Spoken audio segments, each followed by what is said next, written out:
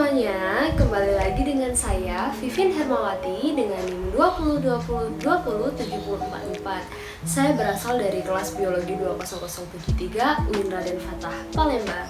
Baiklah, pada pertemuan kali ini, karena pada pertemuan kemarin Vivin sudah menjelaskan tentang ruang lingkup biologi, macam-macam cabang ilmu biologi dan sebagainya, maka pada pertemuan kali ini kita akan mempelajari tentang metode ilmiah dan keselamatan kerja. Baiklah, langsung saja kita simak pada video kali ini. Pernah nggak sih kalian berpikir tentang bagaimana seorang peneliti dalam melakukan penelitiannya? Apakah mereka langsung melakukan penelitiannya di dalam lab? Tentu tidak ya kawan-kawan. Jadi menjadi seorang peneliti tentunya harus memiliki ilmu dasar terlebih dahulu, tidak langsung melakukan penelitiannya begitu saja. Menjadi seorang peneliti tentunya mereka harus memahami tentang metode ilmiah agar dapat melakukan penelitian sesuai dengan prosedur atau urutan langkah dalam melakukan project science. Nah, ketika menjadi seorang peneliti, tentunya kalian juga harus memahami tentang keselamatan kerja. Agar apa? Tentunya agar terhindar dari bahaya-bahaya yang biasanya terjadi di dalam lab. Maka dari itu, saya, Vivin Hermawati, ingin mengajak kalian untuk belajar tentang metode ilmiah dan keselamatan kerja. Maka dari itu, simak video pembelajaran pada hari ini. Hari ini kita akan mempelajari tentang metode ilmiah dan keselamatan kerja. Kira-kira apa itu metode ilmiah? Metode ilmiah adalah suatu prosedur atau urutan langkah yang harus dilakukan untuk melakukan suatu proyek ilmiah atau science project. Jadi ada langkah-langkahnya nih. Yang pertama yaitu ada merumuskan masalah. Setelah merumuskan masalah ada merumuskan hipotesis, lalu melakukan eksperimen, dan yang keempat ada mengolah dan menganalisis data, dan yang terakhir yaitu membuat kesimpulan. Kita bahas satu-satu ya. Yang pertama yaitu ada merumuskan masalah.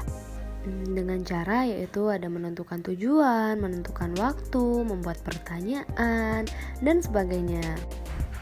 Selanjutnya yaitu ada merumuskan hipotesis. Caranya yaitu ada observasi, membuat daftar permasalahan, memulai menulis hipotesis, lalu memastikan hipotesis bisa diuji.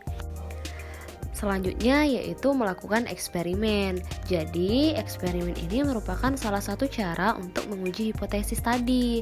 Nah, eksperimen yang dilakukan akan menghasilkan data untuk memudahkan dalam penarikan kesimpulan. Lalu langsung mengolah dan menganalisis data. Hal ini dilakukan untuk memperlihatkan apakah terdapat bukti-bukti yang mendukung hipotesis atau tidak. Selanjutnya yaitu membuat kesimpulan.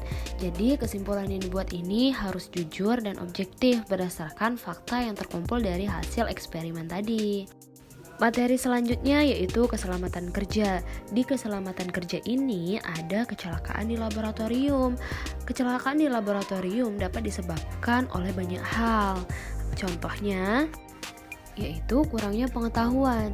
Terkadang peserta praktikum kurang memiliki pengetahuan dan pemahaman tentang alat-alat dan bahan-bahan kimia yang digunakan saat melakukan kegiatan praktikum. Hal ini memicu terjadinya kecelakaan di laboratorium. Selanjutnya yaitu tidak menggunakan perlengkapan. Perlengkapan keamanan dan pelindung untuk kegiatan laboratorium praktikum di laboratorium jumlahnya terkadang tidak memadai, sehingga itu memicu terjadinya kecelakaan. Selanjutnya yaitu kurangnya bimbingan. Pengawasan dan bimbingan yang kurang dari guru atau petugas laboran terhadap peserta praktikum terkadang itu juga menyebabkan terjadinya kecelakaan. Jadi kawan-kawan, kecelakaan di laboratorium dapat diminimalkan bila saat praktikum menggunakan laboratorium secara disiplin dan mengetahui tanggung jawabnya masing-masing. Jenis kecelakaan yang sering terjadi di laboratorium itu meliputi luka bakar, luka karena benda tajam dan benda tumpul, cedera pada mata, dan keracunan. Di laboratorium nantinya akan ada simbol-simbol keselamatan kerja. Contohnya yaitu